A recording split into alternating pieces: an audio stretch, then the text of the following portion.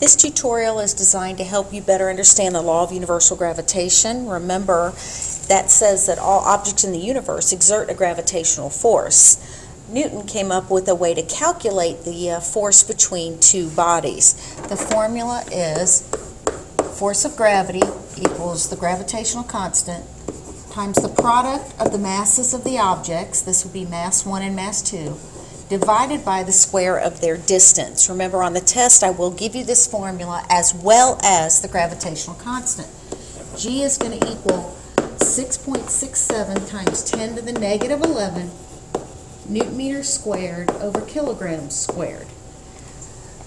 It is important that you plug in all your numbers accurately and make sure that you use the units that are appropriate. So for me, I like for you to go ahead and plug in your gravitational constant first.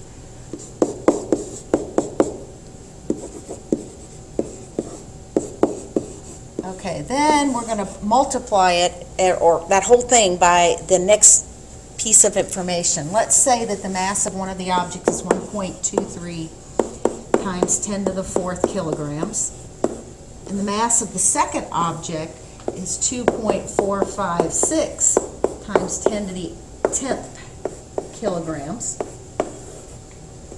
And then the distance between the objects, meaning the distance from the point of, or the center of gravity from one object to the next. Let's say that's 2.8896 times 10 to the 14th. Now remember that this is in meters and this denominator must be squared. As we continue, according to the order of operations, we got to do everything inside those brackets and parentheses first. So 1.23 times 2.45 will give us 3.0135. Okay, and that's going to be times, what's 10 to the 4th times 10 to the 10th. We just add our exponents, so it's 10 to the 14th. Kilograms times kilograms is kilograms squared.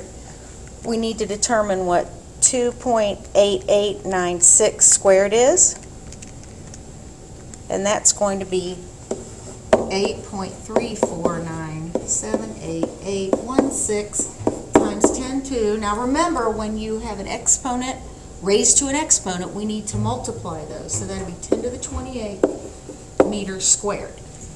Okay, all of this is multiplied again by our gravitational constant. And this is where we're going to come to the point where we can actually start to cancel some of our units. So let's take a look.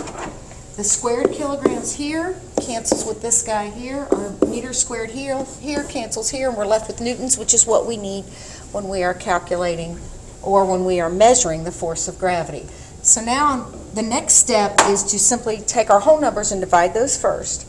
3.0135 divided by 8.349788816. That's going to give us 0.36090,736.